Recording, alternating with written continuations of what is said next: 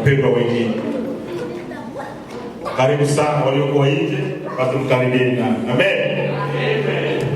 Huyo Yesu ni mwema, huyo Yesu ni mwema. Amen. Basi ni muda mzuri wa kusema karibu kwa wapendwa. Nitamkaribisha mwalimu aje kukaribisha wapendwa mbali kwa Bwana. Karibu mwalimu.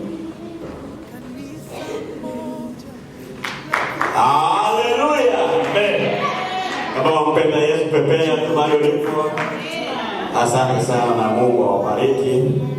Naona sote tu wenyeji. Na tuseme karibuni sote katika nyumba ya Baba. Amen.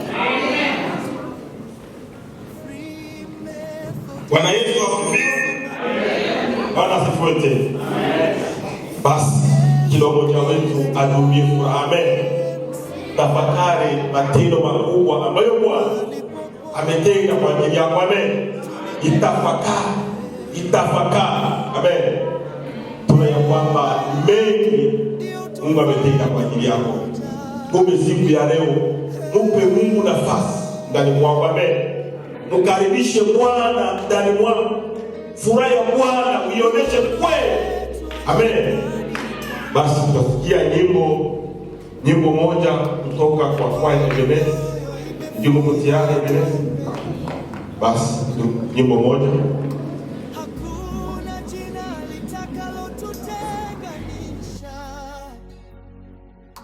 kwa maana Mungu ametuita kuwa mmoja.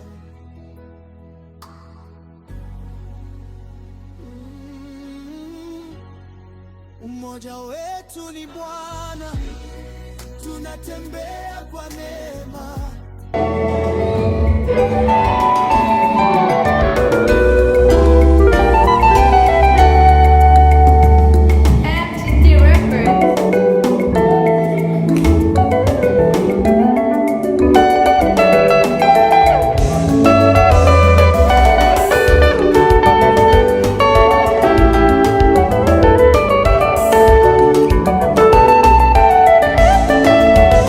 Basi aone na wazi wazi ya kwamba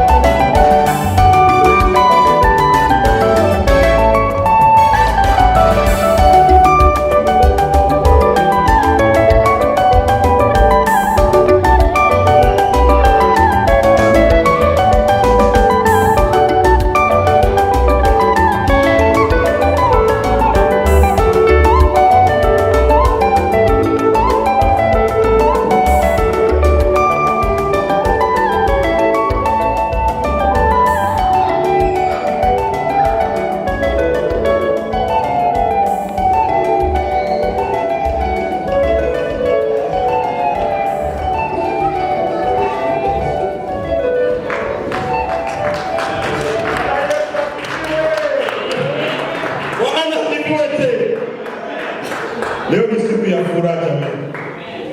Leo ni siku ya kuimba na kucheza. Amen. Baada tu ya imba, leo ni siku ya shukrani.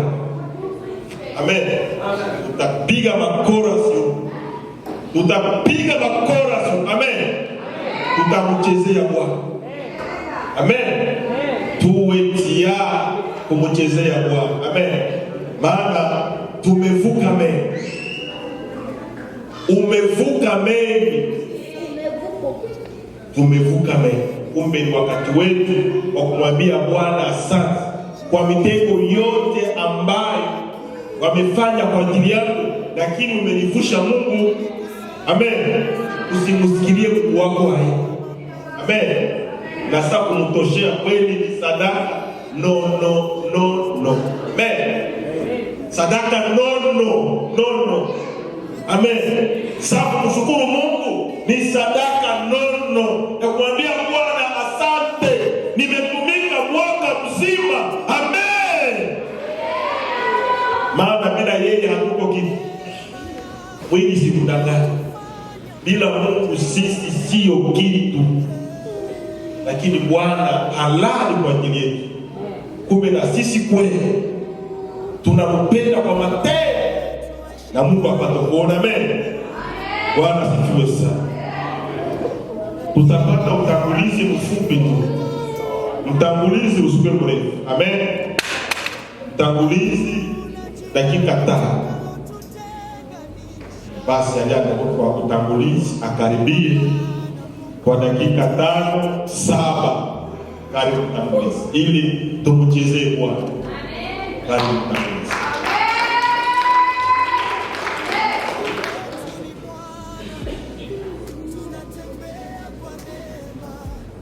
Bwana Yesu asifiwe. Bwana Yesu asifiwe.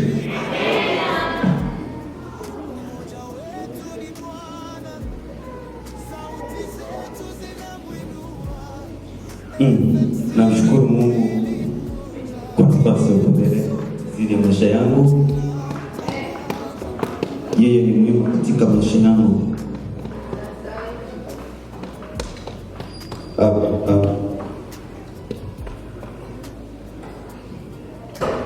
Baba, ni katika uwezo na utukufu wa jina la Yesu. Wewe ni Mungu uliye juu yote. Nitangulie mtakatifu amani.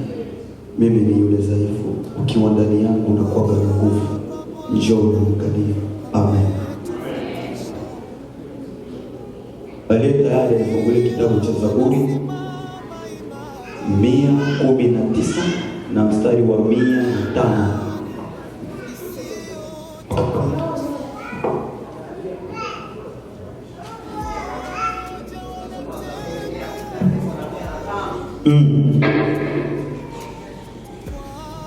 Tunasoma Zaburi ya 119 na mstari wa 105. Neno la Yesu linasema, neno lako ni taa ya miguu yangu na mwanga wa njia yangu. Narudia tena, Zaburi 19 na mstari wa 105 nasema, neno lako ni taa ya miguu yangu na mwanga wa njia yangu. Amen. Amen. Bwana Yesu asifiwe. Neno lako ni taa ya miguu yangu na mwanga wa njia yangu. Neno la leo ni taa ya miguu yangu na mwanga wa njia yangu. Kwa wanaoandika, neno la leo ni taa ya miguu yangu na mwanga wa njia yangu. Kuna kitabu kinaitwa Biblia Takatifu. Watu wengi hufikiria kitabu cha Biblia ni kitabu cha dini. Bwana Yesu asifiwe. Watu wengi wanafikiri kitabu cha Biblia ni kitabu cha dini. Lakini nataka nikuambie kitu kimoja, ni kwamba Biblia sio kitabu cha dini.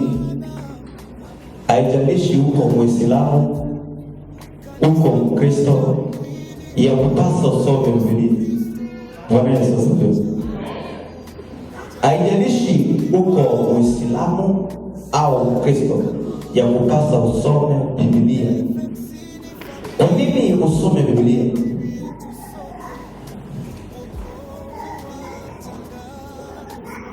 Kwa sababu Biblia ni kitabu cha mwongozo sahihi juu ya safari ya kwenda mbinguni. Bwana Yesu asifiwe.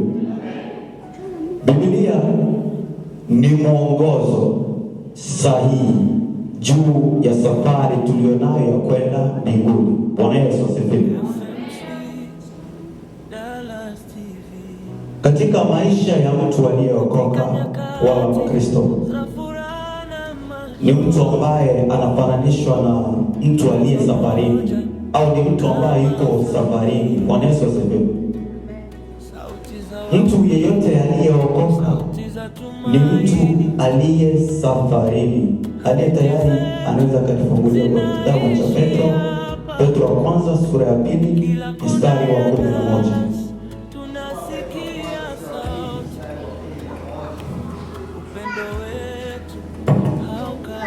Tunasoma Petro wa kwanza sura ya 2 mstari wa 11, na Mungu anasema, wapenzi na wasihi kama wapitaji na wasafiri, siepukeni tamaa za mwili zipiganazo na roho mengi.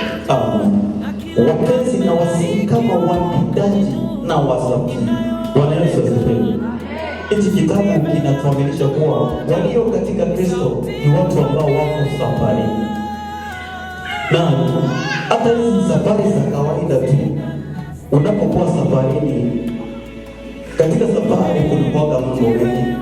Unapokuwa unatoka Dallas kuelekea Kentucky, unapokuwa unatoka Kentucky kuelekea sehemu fulani, katika hizi njia kunakuwa mambo mengi sana, kunakuwa hatari nyingi sana. Uoga wa giza njiani, mfano ikiwa ni safari ya usiku, pia ajali. Lakini kitakacho kusaidia wewe mtu wa Mungu, wana Mkristo, kutembea vizuri katika hiyo safari, ni lazima uwe umejiandaa. Bwana Yesu asifiwe. Ni lazima utakagua gari yako kama iko sawa, ukiwasha taa kama taa inawaka vizuri. Ndivyo tulivyo sisi tulio katika Kristo. Katika hii safari tulio nayo ina mambo mengi sana. Katika safari tulio nayo ina maajali nyingi sana. Kitakacho kufanya sisi tuweze kufika salama ni kutengeneza njia zetu. Bwana Yesu asifiwe. Amen. Ni kurekebisha, ni kujiandaa dhidi ya safari tulizo nazo. Biblia inaniambia neno lako ni taa ya miguu yangu na mwanga wa njia yangu.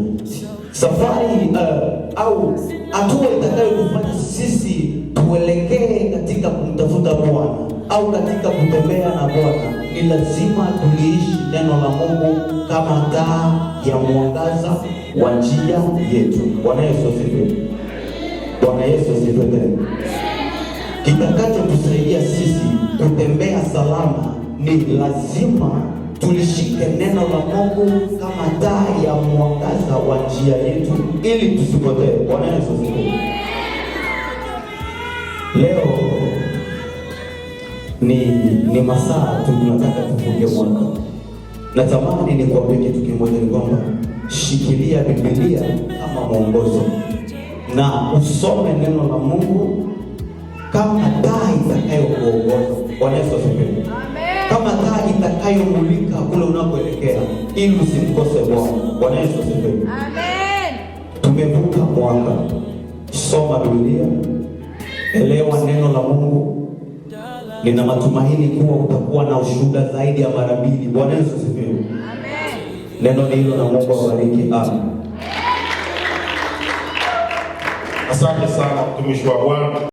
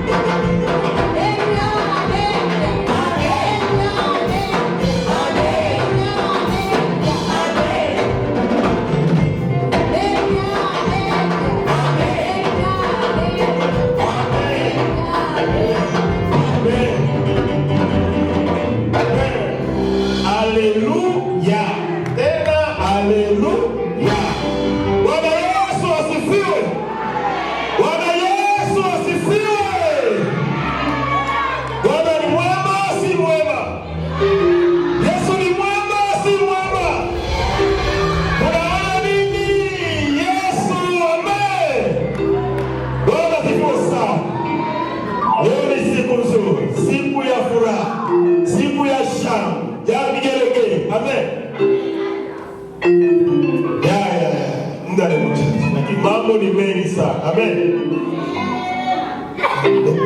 Wetu tunamhubiri wa siku ya leo, lakini atakuwa mfupi zaidi. Amen.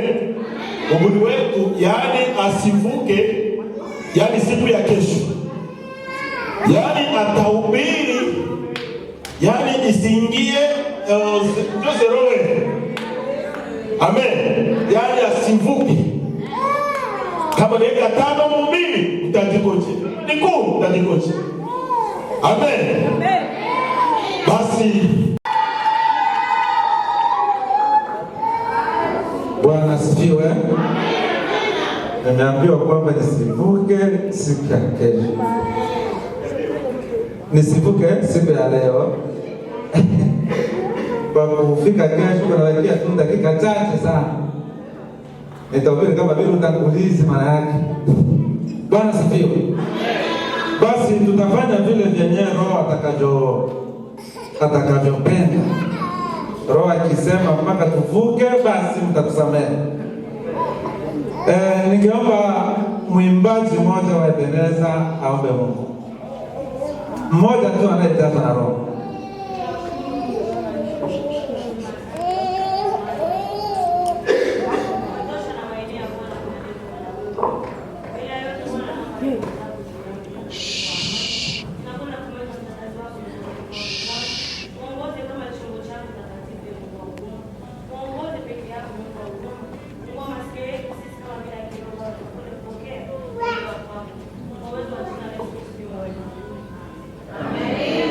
Bwana Yesu asifiwe. Nina swali kidogo tu, lakini hatutakuwa zawadi. Sababu nishazoea zawadi. Nina swali.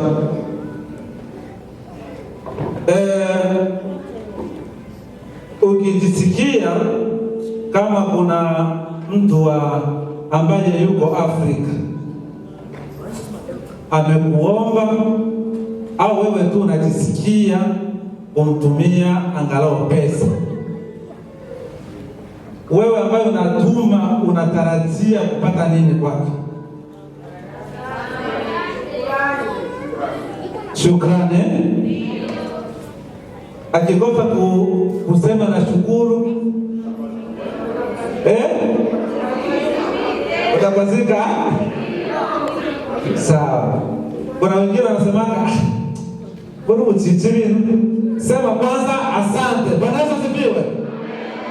Basi tusome kitabu cha Zaburi sura ya 107. Zaburi ya 107 na mstari wa kwanza. Pia tunavuka mstari wa 10 na pia tunavuka mstari wa 8. Tunasoma Zaburi sura na wamshukuru Bwana kwa fadhili zake na maajabu yake kwa wanadamu. Bwana Yesu asifiwe. Neno letu la leo ni kumshukuru Mungu. Kumshukuru Mungu ndio neno ambalo tutakalolizungumzia kwa kifupi tu kama msimamizi alivyosema. Kumshukuru Mungu ni nini? Kumshukuru Mungu ni kutambua makuu ambayo Mungu anayokutendea. Kutambua makuu ambayo Mungu anakutendea na kuyafurahia kwa hisia na kwa vitendo. Bwana asifiwe. Ufurahie makuu ambayo Mungu anayokutendea kwa hisia na kwa vitendo. Kufurahia kwa hisia ni nini? Mtu anayefurahia kwa hisia ni furaha inayotoka ndani ya moyo wako kabisa. Hiyo ndio kufurahia kwa hisia. Ni kama vile mtu anavyotubu kwa toba. Kuna mtu anaweza katubu na unatubu kwa toba. Kutubu, unaona hata nilikosea Rama, hata nimwombe msamaha ili asikasirike tu. Bwana Rama, unisamehe Bwana kwa vile vyenyewe nilikutukana na rahisi. Lakini kwa mtu mwingine anaweza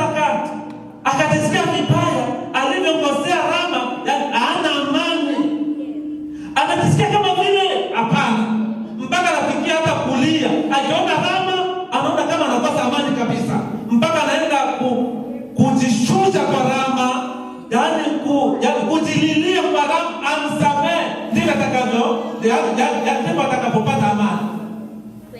Hiyo ndo kuomba msamaha kwa toba. Sasa kufurahia kitu kwa hisia, yaani ni furaha ambayo inayotoka ndani ya moyo wako. Bwana asifiwe. Sasa kwa vitendo, sasa kufurahia kwa vitendo makuu au wema unayotendewa, yaani unaonyesha na wewe furaha yako kwa vitendo. Bwana asifiwe.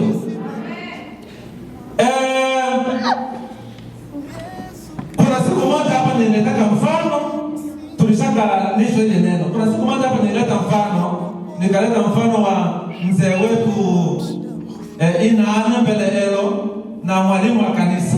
Sijui kama unakumbuka huko mfano wale. Nikasema kwamba kwa mfano mwalimu wetu wa kanisa ni tajiri sana. Ana kipato kizuri cha pesa. Sasa kuna watu ambao wameingiliwa na shetani, wanataka kuja kupora mwalimu. Hivi vitu vinatendeka sana kwetu Afrika.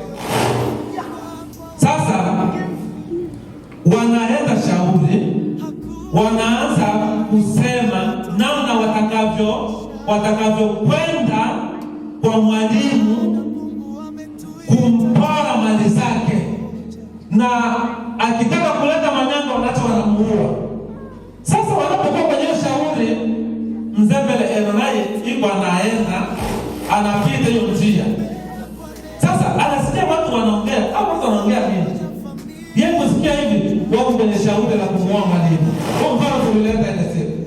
Sasa anasema hapana, mimi siwezi nikaona kwenye mwalimu anapora mali zake au anakufa.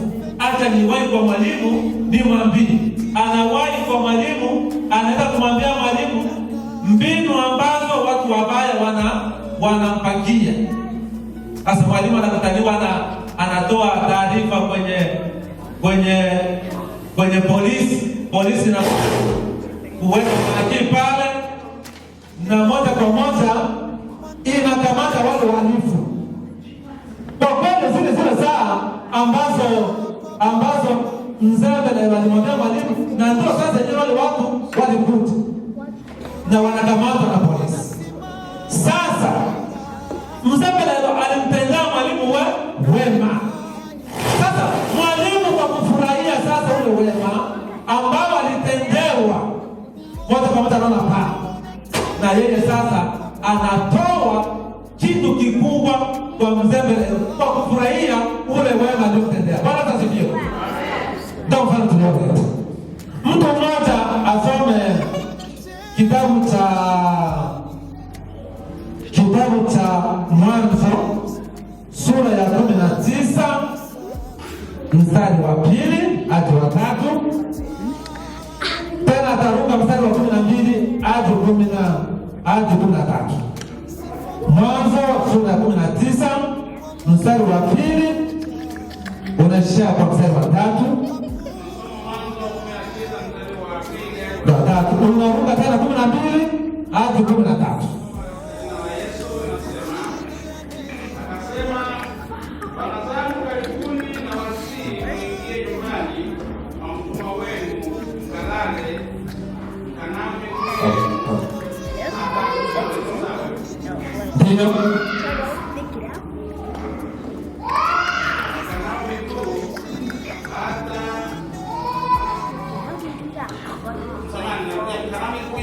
Hata asubuhi muondoke na mapema mkaende zenu. Wakasema sivyo, lakini mtakaa uwanjani usiku kucha.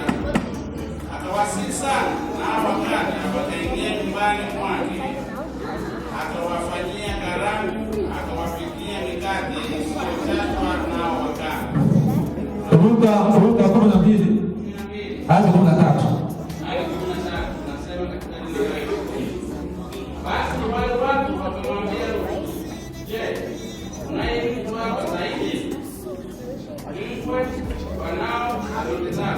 Na wote ulio nao katika miji watoe katika mahali hapa, maana tutapaharibu sisi mahali hapa, kwa kuwa kilio chake kimezidi mbele ya Bwana, naye Bwana anatupeleka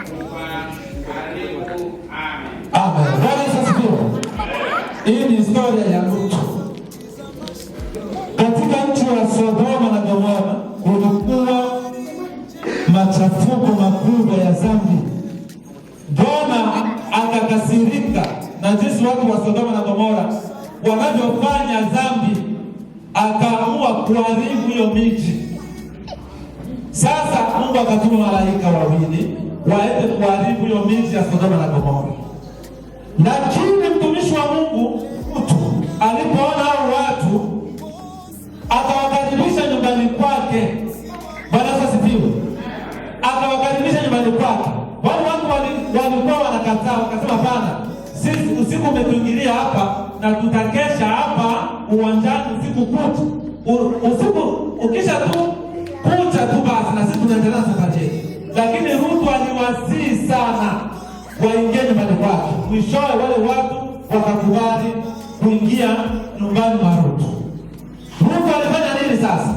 Lutu aliwahifadhi vizuri, aliwafanyia chakula, wakakula, akawaweka sehemu nzuri ambao walilala.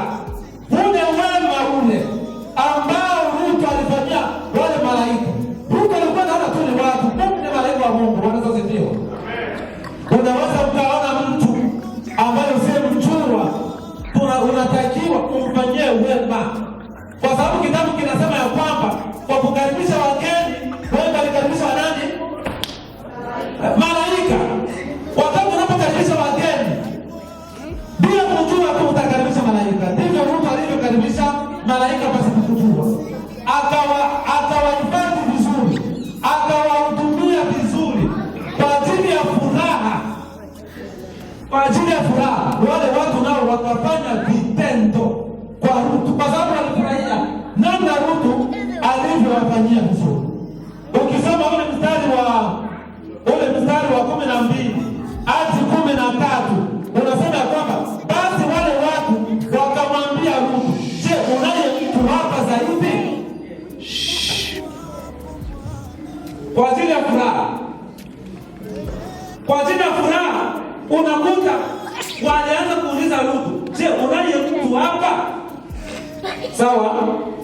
Zaidi mkwe wanaona binti zako na ndugu zako. Yaani mpaka Lutu akasema ndiyo, wale watu kwa ajili ya furaha ya kufurahia namna Lutu alivyo wahudumia, wakatoboa siri kwa Lutu kwamba tunaenda Sodoma na Gomora kwenda kuharibu. Bwana asifiwe. Na moja kwa moja wakaokolewa kwa ajili ya wema. Ndivyo Mungu naye anavyofurahia tunapomshukuru. Bwana asifiwe. Ndivyo Mungu anavyofurahia tunapomshukuru. Kuanzia mwezi wa kwanza hadi mwezi wa 12, labda haujauma hata siku moja. Sawa? Je, ni uwezo wako? Ni kwa mapenzi ya Mungu. Kuna kazi zingine ukiuma tu, yaani nisikia kama vile tai wao hawajali mgonjwa. Ukiuma hata ukichelewa tu hata ulete karatasi ya toka, unafukuzwa kazini. Lakini hata wewe kuanzia mwezi wa kwanza mpaka mwezi wa 12 hautauma hata siku moja. Hautafanya ajali hata siku moja. Hata kama ukifanya ajali unapona kwenye hiyo ajali. Bwana asifiwe. Na hayo yote ni mapenzi ya Mungu. Kwa nini usimshukuru Mungu kwa makuu anayokutendea? Mimi siku moja nilikuwa naenda kazini nikakuta traki ile kubwa ile. Hapana traki kama kale kagari kangu. Traki ile kubwa ile inakanyaga kagari kadogo. Watu walikuwa mule wakapotekana kule. Unaona kwa labda wewe ulifanya ajali na vichomba alishaka hata na kombo na traki ule bibi. Traki kubwa iliacha na mtonga na yeye mpaka ukalele kwa hiyo. Bwana asifiwe. Alisema labda ni kwa uwezo wake, lakini ni kwa uwezo wa nani? Wa Mungu. Tupigie Yesu makofi. Ni kwa uwezo wa Mungu. Kwa hiyo si kwa sababu mpaka tuletee Mungu mamilioni kwa kushukuru ndio atajua kwamba tunashukuru. Hapana, hatuna vitu sisi ambavyo tunaanza tukamletea Mungu vikubwa mpaka furahi. Biblia na mali zote ulizo nazo na vitu vyote vivyo katika dunia ni mali ya Mungu. Bwana asifiwe. Onyesha tu kitu kimoja. Onyesha tu arte kidogo tu. Onyesha tu Mungu wetu anapenda kusifiwa sana. Mungu. Kwanza Mungu tu, tunaona kwa achinda goro. Ndiro baba. Umsifie tu, utaona baraka ambazo atakutendea. Umsifie tu, mletee hata kidogo tu. Tunaelewa kwamba wale ambao walikuwa wanatoa sadaka, yule mjane ambaye alileta senti 2 alionekana kama yeye ndio mwenye alitia mali nyingi au sadaka nyingi kuzidi wale wengine watu. Kidogo ambacho unaweza kumletea Mungu, ataangalia akaunti yako na atafurahi. Bwana asifiwe. Sio kidogo kwamba kwenye akaunti yako uko na dola 10,000, mletee kisa Mungu dola 10. Hapana. Sawa? Mungu atasema kwamba unamdharau. Uko na dola 10,000 kwenye akaunti yako, leta hata dola 1,000. Bwana asifiwe. Tukifanya hivyo tu kwa ule wema ambao Mungu alikutendea ule, atauzidisha maradufu na Mungu atubariki. Amen. Bwana Yesu asifiwe. Bwana Yesu asifiwe. Bwana ni mwema. Amen. Jamani tuwe wimba.